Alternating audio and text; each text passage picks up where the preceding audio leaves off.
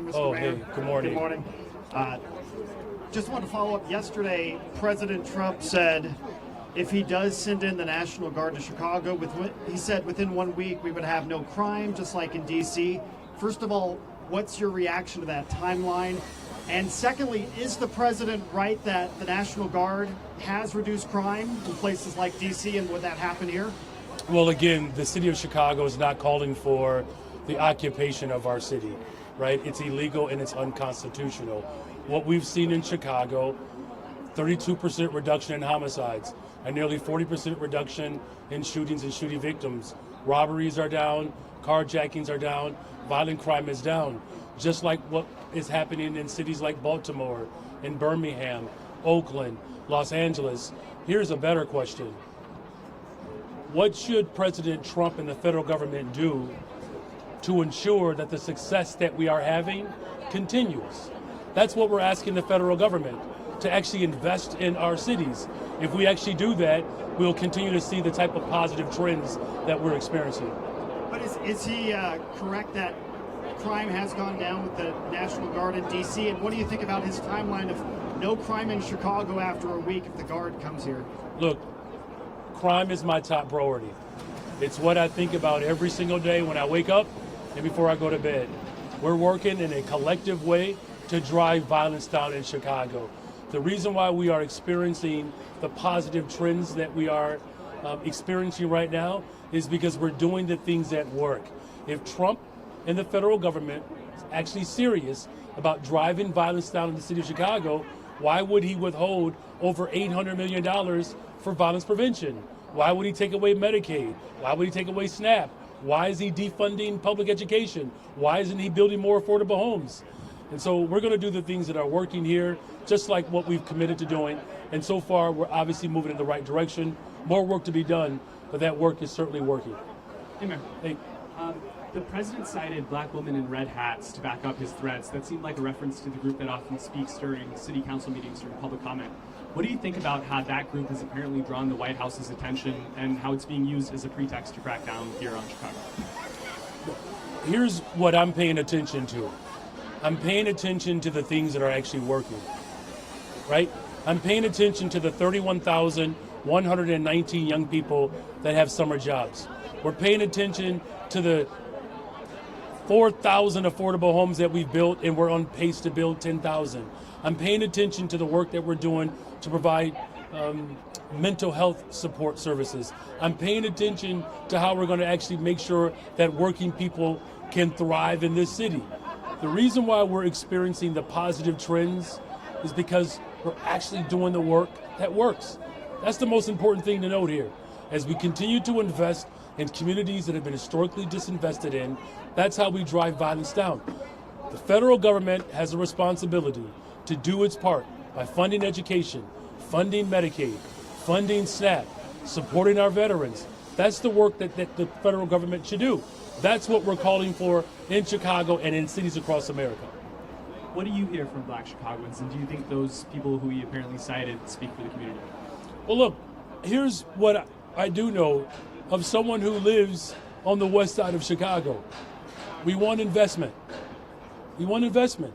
That's why we put forth a $1.25 billion economic development plan. That's investment.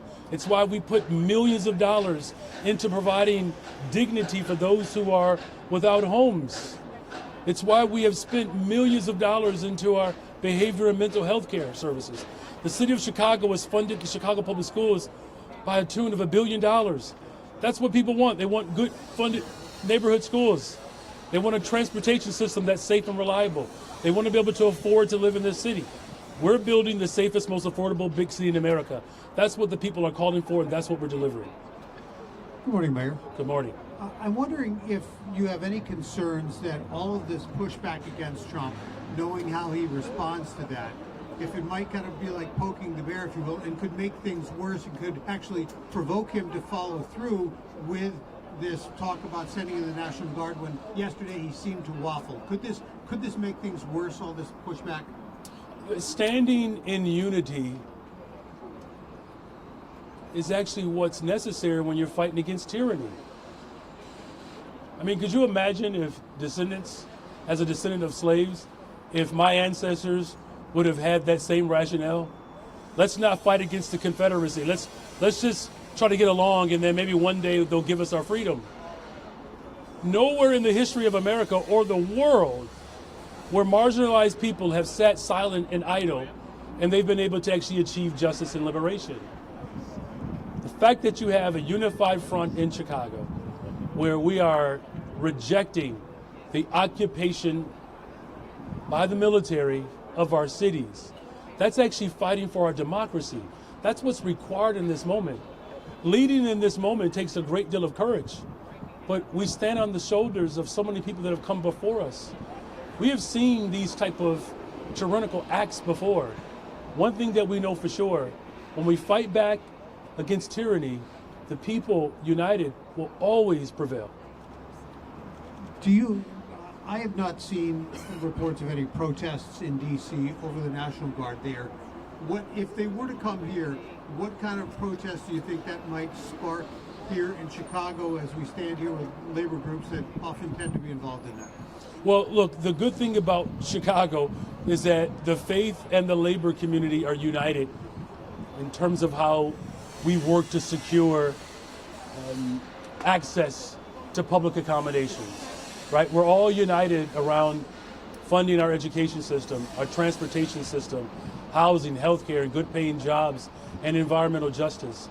And so I know that the people of Chicago understand the constitutional privilege of being able to elevate your voices, to be able to protest in a peaceful way.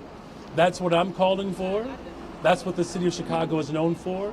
And we're confident that as we continue to unite around our shared values, that we're going to prevail even in these most difficult times. Hi. I know the message has been, don't come here, we don't want you here. If they do come here, how's the city planning for that, preparing for that? Have you spoken to, Karen Bass or DC Mayor on what to expect? Well, first of all, I've been in constant communications with my superintendent of police.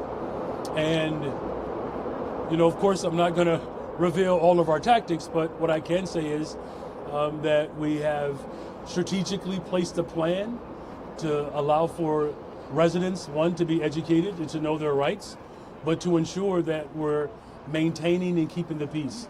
The ultimate goal is to make sure that the city of Chicago continues to be moving in the right direction as we drive violence down the city of Chicago. Of course, I've spoken with Mayor Bass, Mayor Brandon Scott. I've spoken with Mayor Barbara Lee. Of course, I've spoken with Mayor Bowser. Look, we have a communication line in a chain that I believe is what is keeping us strong. The African American Mayors Association, the Democratic Mayors Caucus, the U.S. Conference of Mayors. My administration is in constant communication with mayors so that we are, one, very clear in our position that American cities should not be occupied by the military. That is first and foremost. It's illegal, it's unconstitutional, it's costly, and it's a disruption to what we know is sensible about our country. In your conversations with Superintendent Snelling, would you want the, CPD to know where troops would be if they are here, National Guardsmen, to, not just set up a patrol without talking to CPD about it? Do you expect that to be the case? Well, I mean, you would hope. Unfortunately, this whole operation is uncoordinated, uncalled for, and unsound. We always work better together when we're in communication with one another. We have collaborated with the federal government to get guns off the streets of Chicago. Just a few weeks ago, we seized over 150 guns that were trafficked in from Indiana and Mississippi. So we're always stronger and better off when that coordination takes place. But thus far, that has not been the commitment from the federal government. How you doing, Mayor Johnson? Hi, how you doing? I'm good. You talked, and the governor has talked, and Kwame Raoul talked yesterday about the partnerships that the city has had with federal partners, particularly on the law enforcement side. If indeed the president sends federal law enforcement resources into Chicago, how do you expect those partnerships to be affected going forward? And will the CPD be less willing to cooperate with the FBI and the DOJ? Again, as I said, when we're talking about getting guns off the streets of Chicago, human trafficking. There are a number of issues that we already coordinate together on, right? And there's a reason why, we have a homicide reduction of 32% is because we're collaborating. That is the collective work that I have to continue to hone and bring people together around. What we have seen thus far is a lack of communication from the federal government. There's always a willingness to coordinate and to cooperate when we're talking about getting guns off the streets of Chicago, when we're talking about getting illegal drugs off the streets of Chicago. There are efforts that are constantly ongoing. We just have not been given the courtesy by the federal government in this regard with absolutely communicating with me or my superintendent of police. Morning. Good morning. So something a little different.